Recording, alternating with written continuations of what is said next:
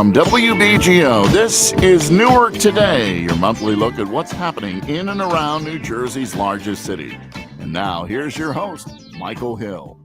Welcome to our Newark Today on WBGO for our August 2025 edition. It's the first time we've been live in studio since spring of last year. We are welcoming back to the studio, live in the studio, Mayor Ras Baraka. Mr. Mayor, welcome back. Thank you for having me. Glad to be back. And we have plenty to talk about for the city of Newark. We'll be taking your phone calls here at 973-297-0941. And in our second half, the remarkable story of Katrina survivor Terrence Leon George II, a recent Rutgers graduate and an aspiring filmmaker. What a story he has to tell about Katrina 20 years ago. First, the mayor of Newark, New Jersey, Mayor Ras Baraka. Mr. Mayor, we have a lot to talk about. I want to, I don't even know where to start, Mr. Mayor. We are talking about here to kick things off. We are talking about the first several months of this second Trump presidency. Yeah. And what is the impact? We've been hearing about the impact of legislation, the big, beautiful bill and so forth. What about for Newark? What's the impact? The big ugly bill, you mean? Well, the besides right now, just fear and mayhem and chaos.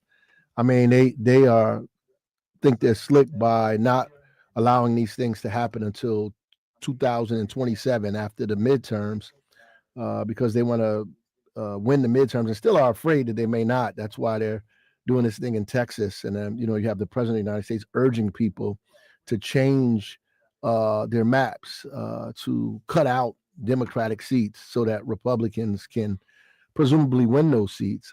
It's very dangerous, but there's a lot of fear, a lot of anxiety from folks in the city. Obviously, ICE has been doing what they do here and all over the country, creating that fear and that anxiety, and then his attacking constantly, of African American, history. Ideas, books, voting rights, coming after all of these things has put people in a frenzy, right? We feel like we are in a move towards kind of authoritarian type of government. Now, when you say a lot of these things will be implemented after the midterm elections, right? You obviously think that's strategic. Sure, it is. I mean, obviously, if you take away people's Medicaid, right? If you attack Social Security, if you take away SNAP benefits from mothers and children who are hungry. This goes beyond, red or blue. It goes beyond Democrat and Republican. It goes beyond suburban families and urban families. People are going to feel this, and they're going to respond. I mean, the tariffs have been an economic mess for the country, for the state. Obviously, I mean, these things are going to be felt in people's pocketbooks, and I think that they would vote based on that. And so in Newark, for instance, are you planning to see an impact on housing, on Medicaid that you mentioned and so forth? And how will the city of Newark respond? Well, yeah, I think everybody is bracing themselves for what may happen in 2027. The attack on public housing, on vouchers, not allowing people to renew their vouchers, the attack on Medicaid, the attack on SNAP, on welfare, all these things will be problematic. These new provisions that tell people they have to work. And what you don't know is that a lot of these people are already working, right? That's what they call the working poor. They're working, but not making enough revenue to pay rent and feed their families at the same time. And so SNAP is important for them. Or you're talking about seniors who are on fixed income, seniors who are in housing, seniors who are on SNAP, who take Medicaid. I mean, this is going to be a problem. One of the things I heard yesterday in a conversation was on NPR, or maybe it was Marketplace.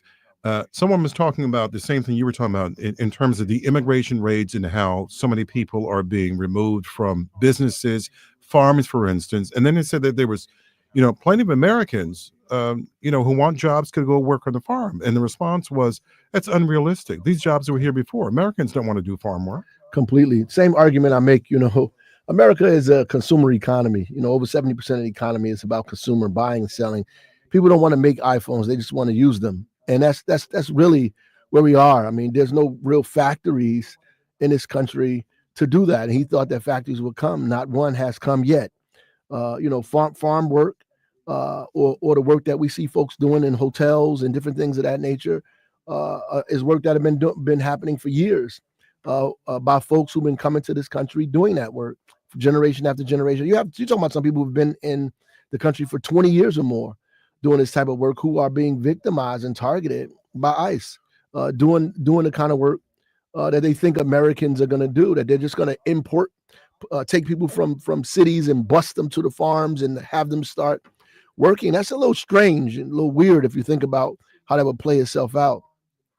When in terms of immigration, they're rounding people up and sending people to Uganda. They plan to, in other places.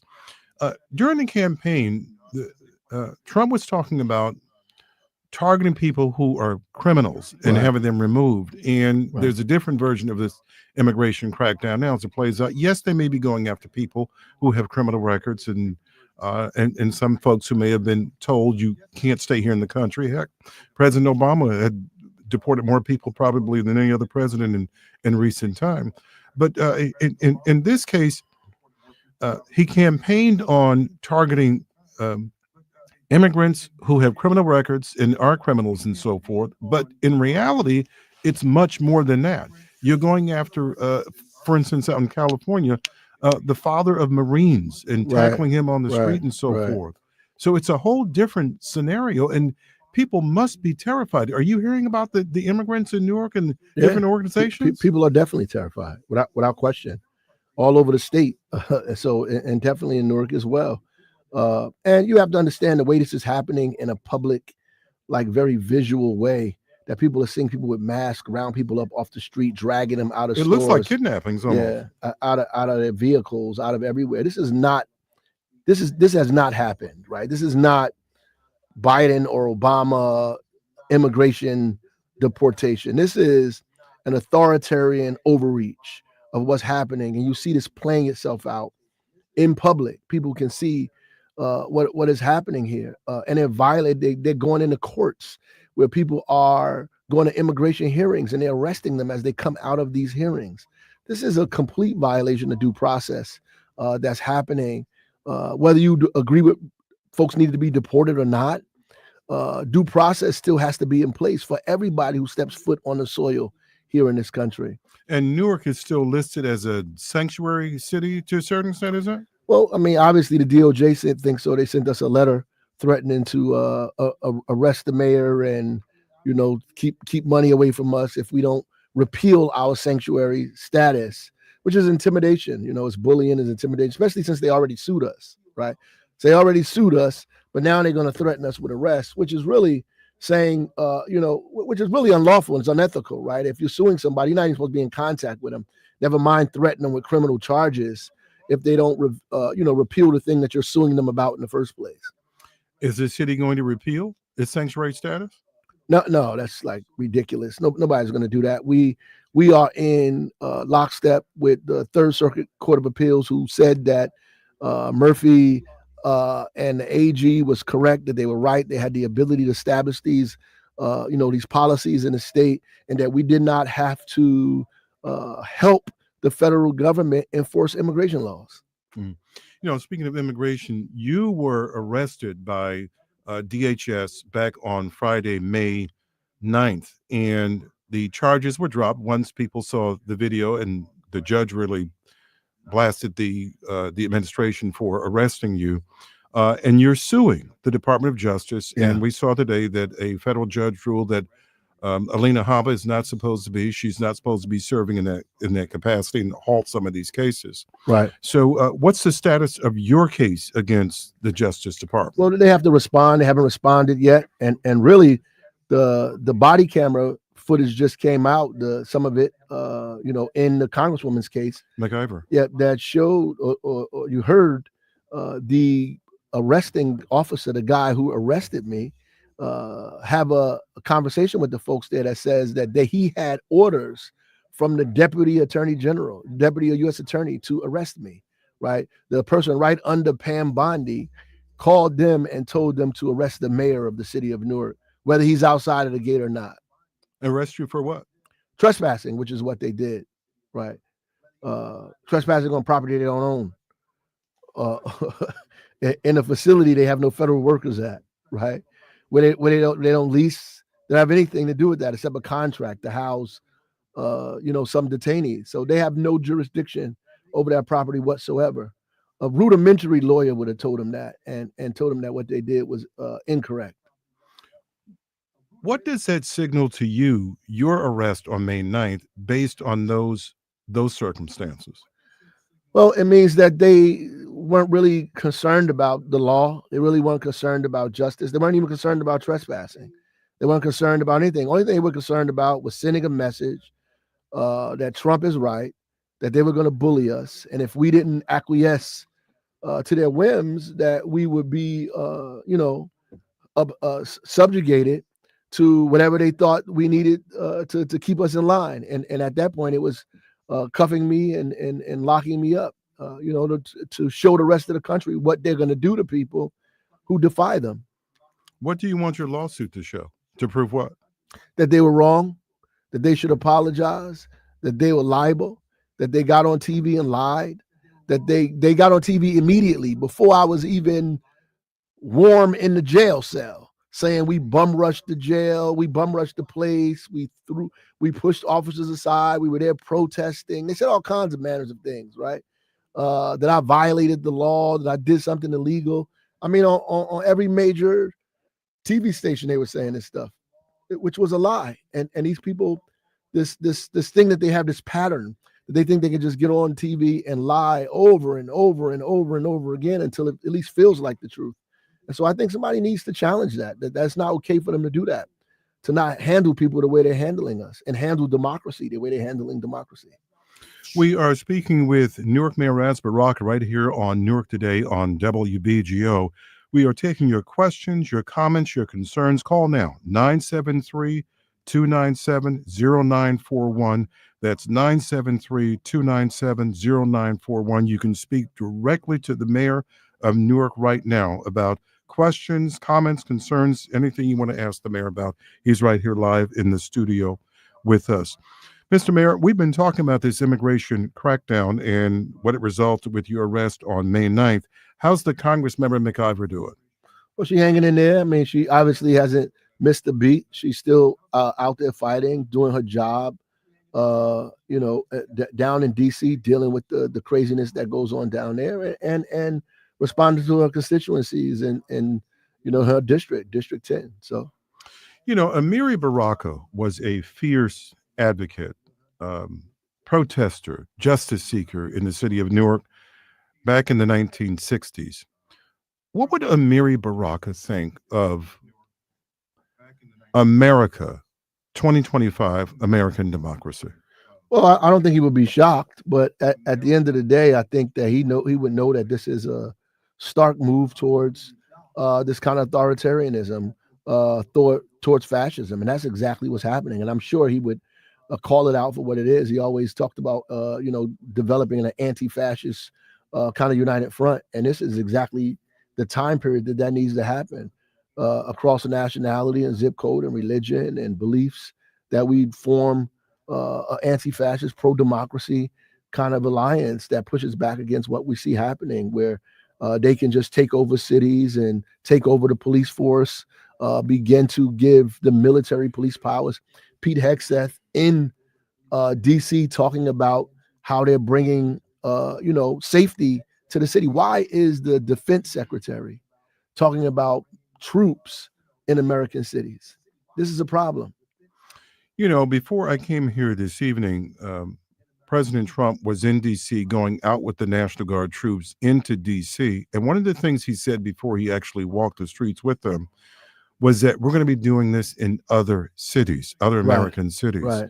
And do you have any concern that he's going to come to Newark and do this? Well, you don't know what he's going to do. The guy's dangerous. I mean, he's trying to make all of his rhetoric real.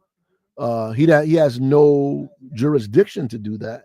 He has no lawful reason to do that, no constitutional mandate to do any of these things. These things are opposed to the Constitution of the United States. Habeas corpus is real. You cannot just suspend people's rights. We have the ability to protest our confinement, to go through court, through trial. You can't just like get rid of people's rights. There's no rebellion. There's no uprising. There's no threat on the security of the nation in terms of a violent uprising at all. Anyway, he has no authority or power to do any of this stuff, and people need to stand up to this thing. That's why I like what Gavin Newsom is doing. Do you think people, though, the people who vote, people who care about America, care about their communities, do you think they understand what's happening right in front of them? I think people do. I think they see what's happening. They do need more of us to talk as frank and honest about this as we can, as very upfront and forward. I think what's happening is people didn't think it would go this far. They thought the rule of law would prevail, that democracy would win out, that nobody would do what was happening now. And I think it's caught so many people off guard that Project 2025 was mythology. And this thing actually began to take place and move forward and created a momentum of its own. And so what we're doing now is reacting. We're responding to what is happening. And I think, what Gavin Newsom, is the governor of California, has begun to move offensively. I think that's what needs to happen across the country, that we need to have an offensive strategy. The Democrats haven't had one. No, I mean, not in a very long time. I think victory has defeated them. So at the end of the day, we need a kind of national united front, a push from the party, the big tent, to do what's necessary to have an offensive strategy. We need an offensive strategy, not just a defensive strategy where we're talking bad about Trump and saying this stuff is wrong. We need to go forward, right? Yeah. New Jersey has, 2 or 3 Republican members of Congress. Should New Jersey be doing something? Governor Murphy, the state legislature? Well, he hinted at it. The governor hinted at that he would do the same thing that Governor Newsom is doing. Listen, this stuff will happen, but at the end of the day, it's going to be a disaster to our democracy, right? Nobody likes gerrymandering. The irony of this is we fought gerrymandering. Right. We fought against it. We stopped this kind of arbitrary wanton drawing of districts to cut people off and out, because that happened to us as African Americans. We fought against this stuff. And now you have Democrats having to use this as a tool to push back against what's happening now, because these people control the Department of Justice. And we haven't been in this situation in a very long time. Usually, our community has depended on national government, has depended on the Department of Justice, has depended on the Supreme Court, has depended on these things to keep states in check. And now it's the opposite that's happening. Where does this end, though? If California does this, then Illinois, and then Arkansas, and then other places, where does it end? It's a good question. And the reality is that's why we need desperately to win these midterms. That's why we need desperately to push back against his appointments in the federal court, to do the different things that we're doing, because he controls at this point the entire apparatus of government and is using it at his whim, and are violating constitutional rights in the process. Is just doing what he wants to do, upending judges, 150-year rules that judges have had that to appoint U.S. attorneys. They've gotten rid of that, well, at least went around it, finding ways and loopholes to, subvert what's happening in terms of United States senators having a right to say this person gets to be a U.S. attorney in my district and not. He's just doing what he wants to do. It's very clear. Congress seems very compliant, almost as if their constituent is Donald Trump as opposed to the people in their communities. Well, they're definitely afraid of him, and you can see that. I mean, you have congressional Republicans, both representatives and senators who say, "Oh, I didn't know they were going to cut Medicaid," or "I thought he was going to do this, I thought he was going to do that." Well, they knew full well what was happening. They did what they were supposed to do in D.C., and they went home and they tried to explain to their constituents, and they're getting screamed and yelled out of those places because what they're doing is, in opposition to what the American public wants, in my view. And so, I think they're afraid, and this kind of momentum that he has swept them all into this thing, and this frenzy of fanaticism that's happening.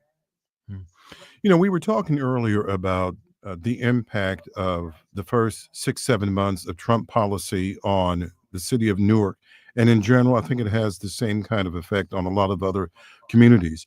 One of the things that can kind of counter some of the impact of what the Trump policies are is the guaranteed income program in Newark. And the results came out recently. And we had it on our last show about improvement in family and financial resilience, in parenting, and housing security, food security, and mental health. What's the future of this? Is there going to be money, donations, support, everything, financial support to keep this going beyond the pilot?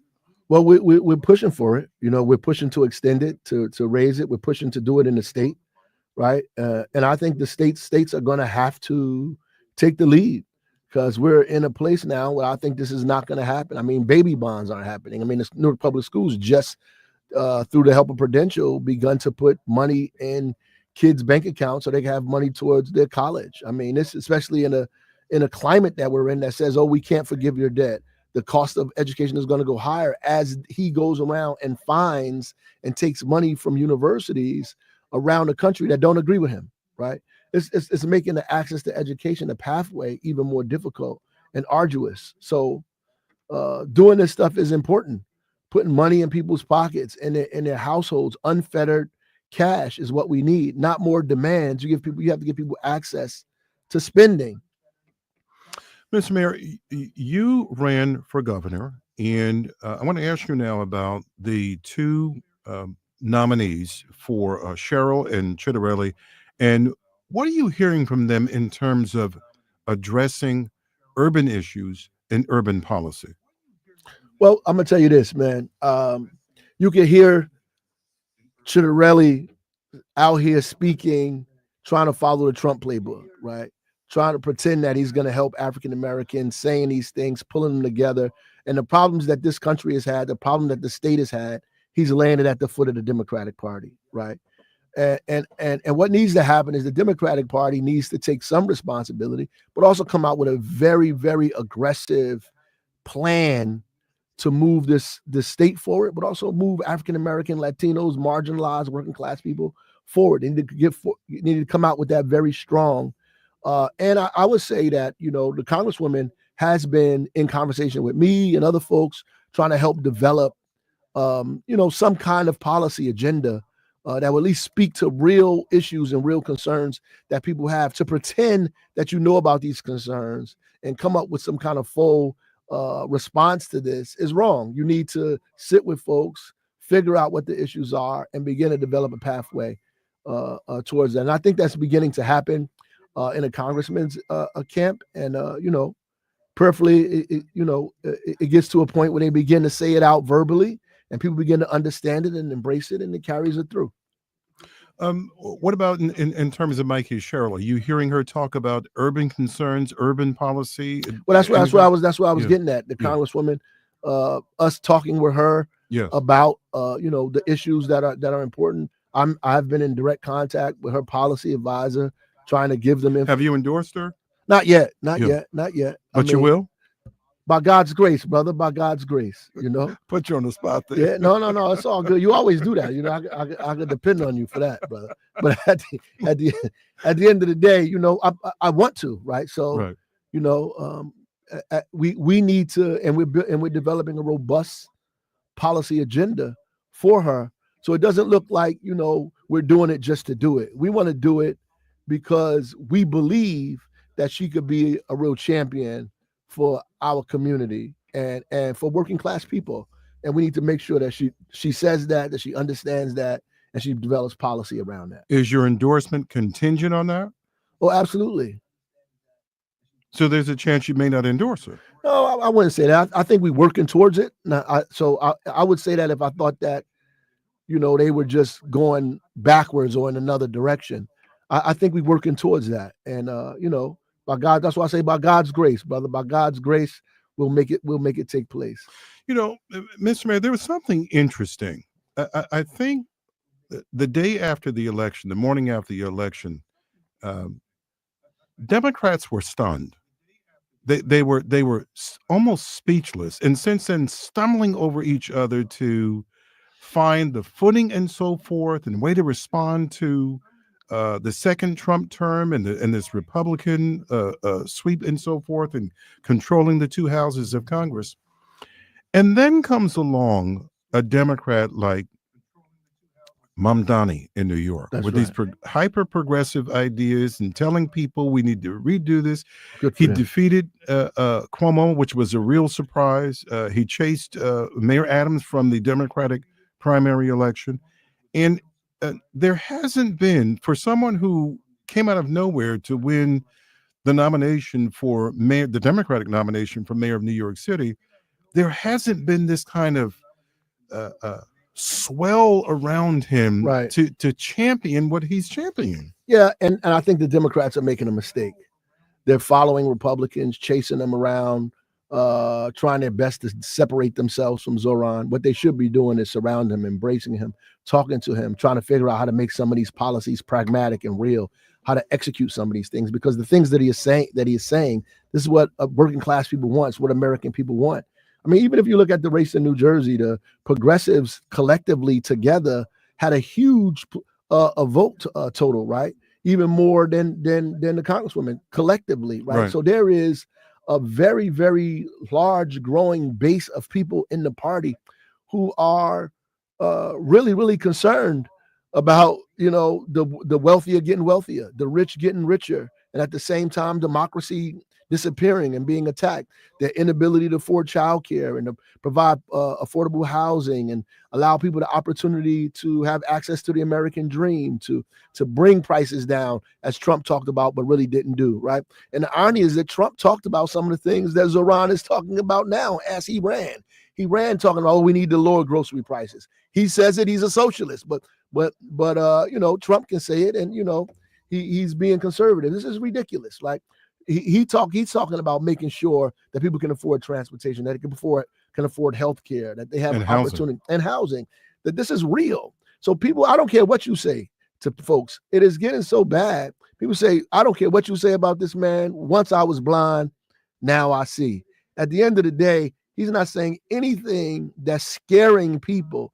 The only people that's scaring people is Donald Trump and these fanatics that are running around him, and Democrats trying to manage the space between the fanaticism of Donald Trump and his followers and what they think is extreme, that Zoran Mamdani is saying. But what they have to understand that it's becoming every day, what Zoran is saying is becoming less and less extreme to regular everyday working people. And is this reluctance to embrace him, is this going to harm Democrats? Because after the election in 2024, Democrats seemed lost in so many ways. This man comes along with all these different ideas, and people are saying, I'm going to vote for this. And now Democrats are slow to get on board, especially elected Democrats. And they're arguing that he only got a certain amount of votes, but in the primary you only get a certain amount of votes in the primary, right? You got a whole host of people who are not involved and engaged. But I think that what he's saying, appeals to independents. It appeals to Republicans. These guys are trying to label him and kind of marginalize him and corner him into this idea that this guy is a socialist. They call him a communist. They're saying all these things, that his ideas, freebies, which is really the talk of the right wing. And you have Democrats embracing this, unfortunately. On the one hand, they fighting Donald Trump. On the other hand, they're fighting Mamdani. This is a problem, right? They have to figure out how to go and embrace him and bring him into the party. They just have to do that, right? I mean, we still have a general election to run. I mean, Eric Adams is still a candidate, right? Cuomo is still a candidate. And so they still have an election. I'm not even going to count Sliwa, but, those guys, they still have an election to run, and he still has to run. He hasn't won yet. But what I'm saying is that his ideas are not as foreign as people think they are. Especially given the hurt that people are feeling financially across the country. Absolutely. And the growing hurt that they're feeling. Mr. Mayor, it's been a pleasure to talk to you again. You'll come back and see us next month, I hope. Yes, sir. Now, I'm thinking about giving you guys a longer period of time, an hour. You know what I mean? That'd be great. We welcome that for sure.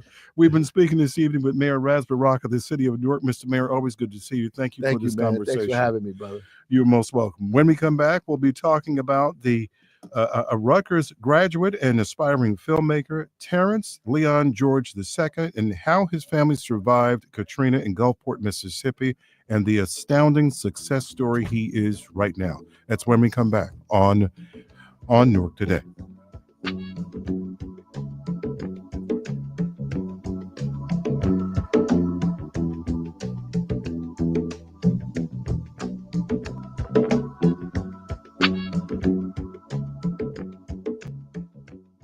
Being a supporter of WBGO makes me feel I'm a part of something worldwide, something that reaches and enhances the lives of so many people around the world. It is our station. I feel like I'm now a part of.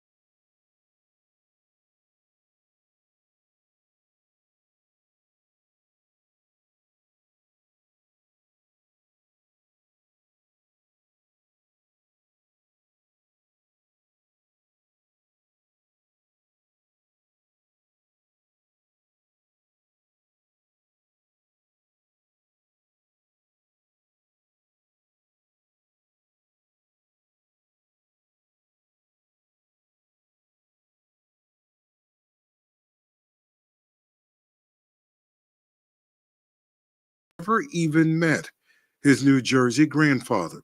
First, I asked Terrence about his film, Can I Grow Old? Already winning awards. I asked you about a Newark, New Jersey connection. Oh yeah, so for Newark International Film Festival, my film "Cannot Grow Old" was selected. That's the film I made here. It won a jury award here as well. It won several awards. It won HBCU First Look Film Fest Best Short Film.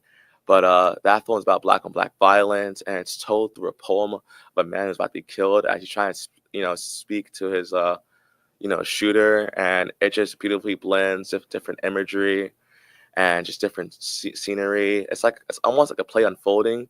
We know what's gonna happen, but like as he's like reciting the poem, as things are like changing, as the environment's becoming more and more beautiful. That's just what life is, As we're reaching that end, as we're held at gunpoint, your life flashes. That's what my film is. It's a flash of your life.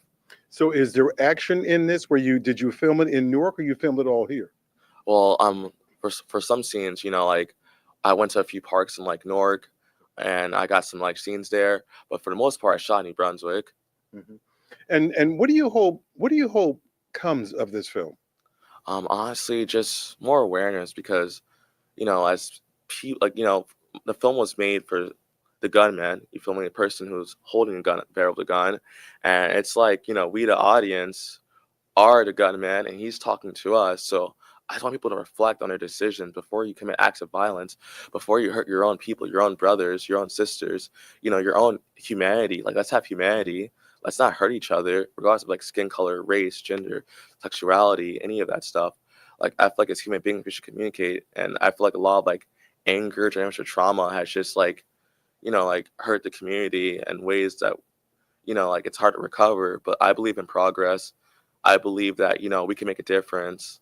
And I believe that through making filmmaking and making films like Can I Grow Old, like we're gonna make a difference because, when you're gonna hurt a person, when you're shooting a person, you're robbing them of opportunity to become a better person. You're robbing them of opportunity to grow up and to start a life to make a difference. So I just want people to reflect on that because I grew up in Inglewood, a lot of gang violence. Even I was part of a gang for like a little bit when I was like a young kid. I had a twin brother. He was a tough one. I was just there because like my mom was like, in order for you guys to go outside, it's like the buddy system. So whatever he did, I did, Now, how Terrence became enthralled with the camera and its power. It happened in the aftermath of Katrina. You were 4 years old when Katrina hit on August 29th of 2005. What do you remember about that time? From Katrina, I remember just at first my whole family was like watching the news. Then like I remember just a panic. It was like starting to sit in, and just scrambling to like grab all like just the supplies and trying to like block the windows because the rain was just like getting stronger and stronger. I remember the house shaking, the wind was howling. Like it was kind of the scariest thing. It was like someone took a whip and was whipping inside of our house, So I remember my grandma like barricading us into the bathroom when the windows started breaking, the trees started all falling, they were snapping. And just from there, I remember just starving in the bathroom, drinking water at the toilet because that's all we had, and yelling and scratching the door for help, and someone Did helped you us. say drinking water out of the toilet? Correct. I believe we call it commode. So, my mom was going to say we drink out the toilet, but, we were getting as much as we can, and we needed water, and it was working. So. Was there some point when the family said, okay, we can't stay here anymore, we have to go somewhere? Well, when we were stuck in the bathroom, my grandma was just like constantly praying, praying that someone's gonna find us, praying that someone's gonna knock that bathroom door down, and we'll be free. So once that did happen, it was just chaos everywhere. So we had to like march like several miles down, to my grandma's house, and I believe like we attempted to go to the dome, but that was a failure. The dome, you mean the Superdome in Louisiana? Yeah. So, because we had no one to transport us there, and I believe like my mom ran to defeat the kids crew because she was standing out there, and I believe because my mom, she's a lighter complexion, she's light skinned, and that's one of the reasons why they wanted to talk to her, to put her on air, as opposed to like everyone else who had more to say. You think they put your mom on TV because she's lighter skinned than other people in Mississippi? Yeah, it was like a lot of racism in Mississippi, just with everything tonally. Of Feed the Kids, I believe like the man like who I had met at the time, I forgot his name, but there was like a whole like controversy that happened with them with like money and funding, and people not getting the proper resources. And my grandpa like saw the commercial, he knew he had to save us and drive all the way down here. Wow. So your family now is out of the house and you're looking for supplies, you're looking for food, you're trying to survive. How did that go? How did you manage to, when you say you had no transportation to get to the Superdome in New Orleans, which was at least an hour or so away, maybe more than that because of um, the weather situation? What did the family do? How did you wind up getting to any level of safety? Lucky for us, people in the military were driving down. It took them like a long time to get there, but they had ramen noodles, they had supplies. We wanted to get stuff, but people had already looted everything, and the whole stigma people of Katrina and like the looting. So like we just didn't have any supplies. So lucky for us, the army had stuff for us. They had ramen noodles. I remember my grandma like had like a little fire, like we had the gas stove. So we tried to light it. Like after several attempts, we finally got the fire going, and we all ate from like a giant like mixing pan. We heat the ramen noodles in a mixing pan, and yeah, I don't eat ramen noodles anymore. That's all we had was ramen noodles, like over and over again. We eat that day in and day out till my grandpa got to us. That's a popular item for college students. Oh yeah, and despite like being a college student, I don't eat ramen noodles no more. Where was this taking place with the big pan and so forth? Where were you? Oh, that was at my great grandma's house, Bernice. So yeah, and How far was that from Gulfport? So well, I believe it's in Gulfport. Oh, it is. It's across the highway, so we had to like walk about 7 miles down. Right. Mom had to carry me because like I got some like damage when it hit me in the head. Did she have storm damage, your grandmother, 7 miles away? Yeah. She did. But she had the best house. Like there was like a room that was like secure, and that was our best bet. Was there ever, day after Katrina, August 30th, what was it like? Was it still water all over the place, August 31st and so forth, as far as you know? There was a lot of water, a lot of flooding. I believe like after a few days, like the flooding was gone, but the debris was everywhere. And my mom, she was really worried about getting her check for Movie Tuesdays. Mm-hmm. They told her, despite her working 40 hours that week, they would not pay her. And when you're a single mom and you hear you're not getting any money, and the looting and everything that's happening, and we're not able to get proper supply. People are upcharging things in like the streets. We were like really in a tough position. And then there was Feed the Kids, who was going around looking for people to interview, and they took a liking to my mom, and that's how she got that famous clip. Mm. And so, were you able to get food at that point, running into those folks? Yes, I believe so. Like we were able to get food. They gave us like some ramen noodles, but the most important thing is my mom was able to contact my grandpa to let us know like where we were, because he let us use her cell phone, and they were supposed to give us some money. We didn't get money or anything, which is it's fine, because having not been able to call my grandpa, we'd be like lost and stranded, because after a while we were kind of just on the streets because the house was too full. It was about like 15 people in that house. What was the condition of the house that you were living in? Did you ever see that again after Katrina? Oh, that house is destroyed. It's long gone. Like after the tree fell and collapsed, the ceiling fell through and everything. Like I believe they bulldozed it like not too long after. There's no fixing that one. Mhm. Now you got a cell phone. Your mom did. Called your grandfather. Your grandfather here in New Jersey. Is that right? Yes. And what did he do? So my grandfather, Reginald Buggs, Senior, he's a biomedical engineer. The moment he heard about it and he saw it, he recorded on his VCR. And What's the VCR? No, I'm kidding. VCR. It's like this thing. You record everything, but because back in the day, you could just record anything on TV. Nowadays, you can't do that. But he saw it. He immediately went, bought a van, and drove down with his wife Francine. And he's like, I have to rescue my grandchildren and my daughter. So he was watching the coverage like everybody else all over the world Mhm. on television and said, "I got to go." Yeah, because my father, like I guess you could say he's a deadbeat, but like he wasn't helping us at all, and like my mom had to get away from him. So my mom, because he wanted us to stay in Mississippi, and like we just weren't able to like get in contact with, like he wasn't able to really help us. So my grandpa's like, listen, I'm gonna rescue you guys. I'm taking New Jersey. You're taking a chance coming up here for a better life. And my mom, she took the opportunity, and here we are. Did your mom? And I have to ask you this: was part of your mom's decisions like, I don't really see a future for me or my kids, a good future in Mississippi. Let me go. Yeah, correct. There was no good future, because at the time she's a single mother. My father, who was down there, he didn't really care to visit or like give money or anything.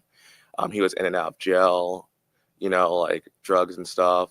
So like there just was no future there. And my mother figured like Mississippi, it is ranked one of the worst states. Education, it's the 49th worst state, I believe. Like it's just not good statistically, and part of that is partly due to Katrina, racism, and just a lot of things have happened in Mississippi, as you know, of Emmett Till and everything. So it just wasn't a good environment for someone of my complexion to be down there.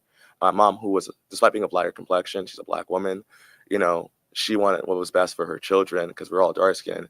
And the way New Jersey was and just how much better it is here, she knew it was a chance of taking my grandfather, he took us. What was it like? Do you remember um, the trip from Mississippi to New Jersey? Um, I remember just like falling in love with filmmaking because of the film crew from Feed the Kids. And my grandfather, had to come and rescue us. He had a camera. So to me, it was like heaven, because I was like, what is this device? You mean to tell me if I point this at anything, it just captures it in that moment? So some of those pictures are some pictures I've taken, but most of it my grandpa took the pictures down there. So you had never seen a TV crew taking pictures and doing those kind of things. No, to me, it was like a foreign thing. It was very alien to me. And you were hurt at the time, right? Yeah, so like I'm having a headache, like I wasn't talking much. I didn't really talk till I was like 6 years old. When I came from Mississippi, I had to go to I had a speech impediment, and I couldn't speak, so I had to go to a speech therapist. My grandpa works in Inglewood Hospital, so he got me a speech therapist. I could start speaking and just learn how to communicate properly, and just kind of just be like set, because Mississippi, there was nothing for me. There was no like help.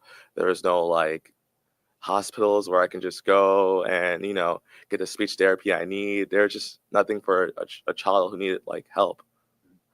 What was it like when that van your grandfather had pulled up in New Jersey and you saw his house and his neighborhood, and then over time, you're 9 years old, you're 10 years old, you're 15, you're 16, you're 17.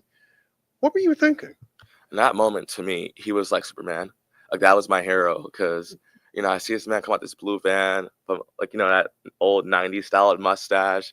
Like he's to an old different generation, and he's like, "I'm your grandfather." Never met him before. You never met him before? No, it's the first time meeting him, and he rescued us. So in my mind, even now, he's forever immortalized as just the GOAT to me. Like he's the greatest, and even now, he's still supporting me. He's followed me, like he's pretty much helped me with my film career, helped me with my interests and everything of anyone. And if it wasn't for him, even now, I wouldn't be sitting where I am. So my grandpa's kind of solely responsible just for like everything I've done. So I'm forever grateful to him. So that van pulls up, this blue van pulls up, and you're like, yippee! Yup, I'm like, I'm free. Like, I'm leaving this place because I didn't just like Mississippi or anything. But like, when I found out, like, when I saw his pictures, like, taking it, there's like a whole big world out there. I was like, I'm ready to leave, like, this country and just see what the world has to offer. Mhm. Mom was ready too. Like, we were all like ready to leave. Yeah. When you saw that film crew from, what is it? What was the name of the organization? They were in Feed the Kids. Feed the Kids. When you saw that film crew there and you saw what they were doing, did you ask them questions too? Like, what are you doing here? What's going on? Well, my twin brother used to speak for me back in the Yeah. day, so like I just like whisper in his ear, and like he would like just ask him questions. But like we were just asking like, who are they? What are they doing? Are they superheroes? Like, what is that? Is that a weapon? Because like when you see a camera for the first time, like you look at these cameras, like it looks like some sort of like alien, like like hardware or something. So to me, it was like as a country boy, grew up in a simple like neighborhood. I was like, wow, what is this? It's so cool. I And can see when did, myself. yeah, pardon me, and when did you start working with the camera? You must have been pretty young. Yeah, when I got up from to New Jersey, I was living in Garfield with my grandfather. He bought me a Nikon camera, and he was just showing me how to use his cameras. How So old were like, you? about like 4 or 5. Wow. So almost So as soon as you got from Mississippi, he got you a camera because he knew you were like, you must have yeah. communicated to him that you were interested in, you were wowed by the camera. Well, it was his camera, but like one thing my grandfather is like he loves teaching. He's like a lot. He's a hobbyist, so he has like several hobbies, whether it's like growing like plants, whether it's gardening, or just like engineering, doing computers and stuff like that. So he loves to teach because he's a lot of knowledge, very high IQ man, and he's like, you know what, like you like this camera, I'm gonna teach you how to use it. You're never too young to learn anything. He had a very can-do attitude, and that's kind of what helped me out throughout my life. It kind of rubbed off on me. So when you got this camera and you started working with yourself and the images you were taking, what were you thinking that, look, I'm doing this. Look, I'm pointing this thing, I'm taking pictures. This is amazing. For me, it felt good because at the time I couldn't really speak much, so I Right. had, trouble communicating. I had like a very bad stutter. I had like some brain damage and stuff from what happened in Mississippi. So like as I was going to like therapy to like like become better and like learn how to speak again and going through all the motions, it really helped me like communicate with other people. Because when you hold the camera, like everyone smiles, everyone talks to you. I didn't have to speak. I could just be behind the camera, and that's just my way of communicating.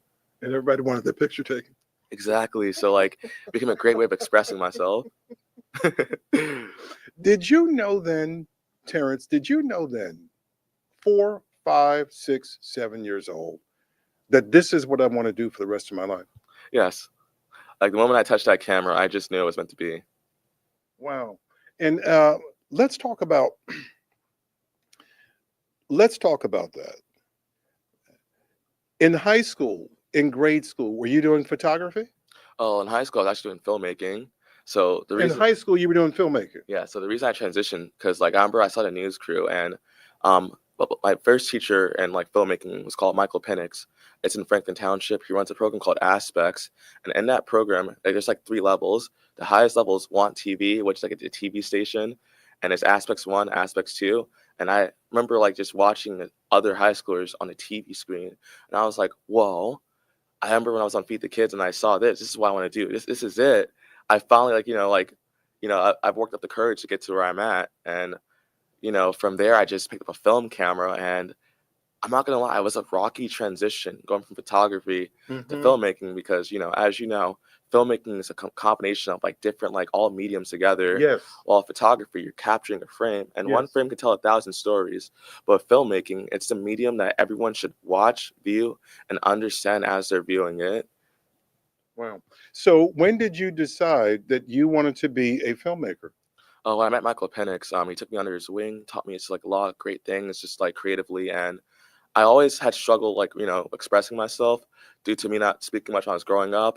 So when I got to filmmaking, it was like finally I found a language where I can express myself, my emotions, my desires, just my anger towards like what happened to me with Katrina, with the world. And even now, like I've made a film called Terrence versus Katrina, and where I've just reflected on my past. Mhm. You said anger with Katrina. Well, yeah, because like believe it or not, I didn't really talk to people like what really happened to me during Katrina. When I was in kindergarten, I remember every day I used to play with the blocks. I would like kind of stimulate Katrina, so it was like a lot of trauma for me. Mm. So every day I would just stimulate it, and then after I rewatched the Feed the Kids, I was kind of ashamed because it was like I grew up poor, I came from nothing, and my mom was a single mom, so we were still poor and still going through struggles. So even though we got up here, it just wasn't. It's not that it wasn't any better. It's that the ripples and the effects of the Katrina were still affecting us, and to this day, I believe it still affects us. Where's your anger now? My anger is in the camera. I put it in Tampa Katrina, and I must say, like, that's a very powerful film I made. It's like a spoken word, poetry, documentary Mm. kind of film. It's very different, and the reason I had to go like out of the box for this film is because that's the only I could express just the feelings, anger, resentment. Because in a way, I felt like Katrina like ruined my life. But as I got older, I realized, maybe Katrina was a blessing for me. As unfortunate as it is to say, and my life was a struggle. My life was hard. It was difficult, like, maneuvering everything, having a single mom, having multiple siblings. I'm the oldest of like 5 siblings. Mm. So, it wasn't easy just going through all that. But I don't know. It's like I blame Katrina for everything that happened to me. But then after I made the film, I made it like here at Mason Groves. Mhm. After making the film, I realized that, like, maybe like it wasn't the storm that caused all my problems. Maybe it's like my internalized rage. And I was like, how do I deal with that? Like, how do I just make peace with it? And after I made the film, I kind of achieved that peace. And I hope to debut some, probably like on the anniversary. What do you say to the man, Mr. Buggs, your grandfather? The word rescue really doesn't even apply in this. He rescued from Katrina, but he also rescued you from. My grandfather, he's my guardian angel. He's my hero. Through like, I'm not trying to cry, but throughout everything, he's helped me so much. I've come like, I remember he helped me become more confident in myself just through like learning filmmaking, learning how to photograph myself. He always cared the most about us. Even like, he's texting me, like he's just like, you can do it, Terrence. Go for it. Go for your dreams. Chase it. I believe in you, grandson. Like, he's a powerful man. My great grandfather recently passed away, so my grandfather has been like sad, but like, he inspired me and his father inspired him. And like he always wanted my father to be a better father because I didn't have a father growing up. My grandfather was my father. So, without my grandfather, I don't know where I'd be.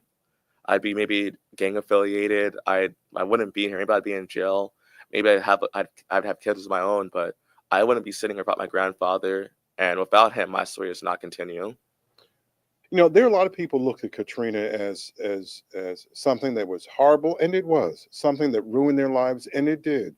But in your case, Katrina was turned out to be I would almost have to say, and I think people listening, perhaps a blessing in disguise.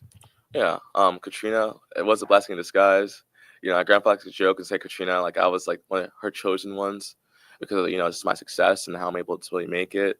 But it was a blessing in disguise, and I just hope to continue making it further. And like I want to just do more for people who went through what I went through in Katrina. I want to do more and just be more involved. So if anyone's like listening and you guys are Katrina survivors, if any filmmakers are out there, Ryan Coogler, any person who's like, involved in making just films like, down south and just, spreading the gospel of Mississippi, like please let me know. Like I want to just do more, I want to contribute more because I have a powerful voice. And throughout these 20 years of like, what happened with Katrina, I'm just in such a better place. And I guess it was a blessing in disguise that I was able to like leave and like, go to a better place. And not all people have the privilege, of being able to leave. My grandfather sacrificed a lot to get here. Like he went almost in debt to get that truck to get us. Like he knew, like he was a man on a mission. And if he was on that mission, I don't know where I'd be. I wouldn't be making films. I probably wouldn't be speaking. I probably had my twin brother communicate for me for the rest of my life. And, I went and got the proper health education. I was in special needs classes. But thanks to my grandfather giving me help, I was able to be put in honors classes. And, really just, he saw my potential, and he's always saw my potential. Let's talk about your filmmaking. What kind of films do you like to make? Well, with me, it's a good question. Um, I like making just emotional, like raw films, because for me, filmmaking is an outlet for my own emotions. So whenever I make a film, like I'm making sure like it's just touching on like this a lot of details. I make a lot of experimental films, so my films don't necessarily like follow the rules. Kind of like Spike Lee, the camera angles. I break a lot of the rules because I feel like with filmmaking, there are no rules as long as they're making a story that can be conveyed and understood. Break the rules as much as you can, as much as you want. But I like making films just about like human emotions, just on social issues. Another film I'm working on is with my friend who has recently contracted HIV. She went viral for her HIV diagnosis, so I'm working on that. But a lot of my films cover social issues, and yeah, I also like making horrors too. I kind of like have a Jordan Peele style. So when I make documentaries, it's very like social. I'm very focused on social issues. But when I make narrative films, it's like I like to play up horror a lot. So a lot of my films are very dark. I'm a very positive person, but my films kind of reflect my life.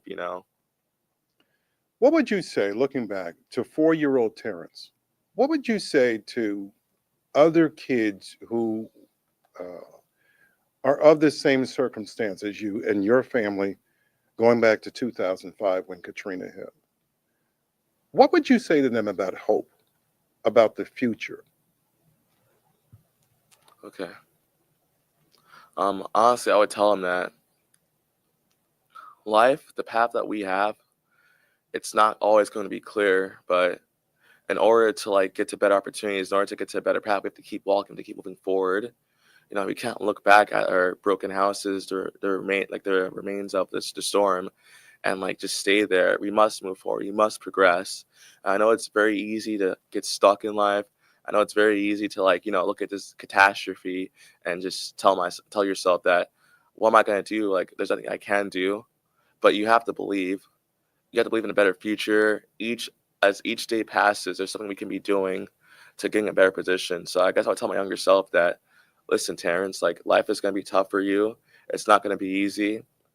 Katrina was one of the worst things that happened to you, but there are worse things in life that are going to happen to you, and you're going to have to push through no matter what happens. Because the only way you can make it in life is if you move forward. You can't reach your destination if you don't walk. So you have to move forward, no matter how hard it is. You have to drag yourself there. We have to make progress. And as I would tell people, like as tough as it is, we have to move forward. We have to find a way, even if it's a little thing. Every little step makes a difference. Even if you're saving a little bit of money, even if it's not much. Those rations we had, they weren't much, but they got me through the day.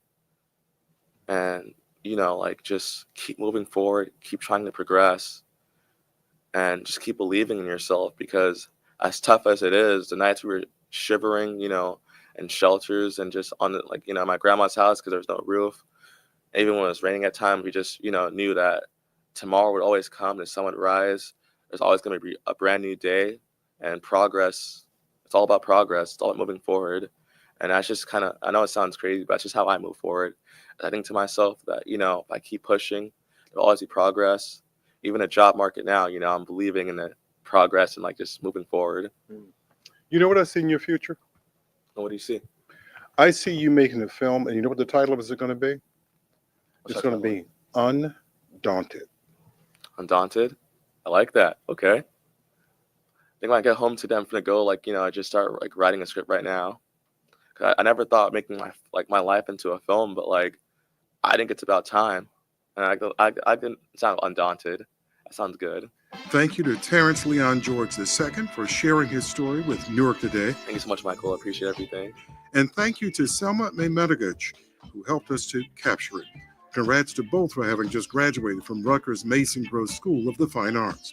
And thank you once again for listening. Thanks to our team, Anthony Nieves on audio, Ang Santos, our producer and editor, and Doug Doyle, our executive producer. I'm your host, Michael Hill. This is WBGO Newark.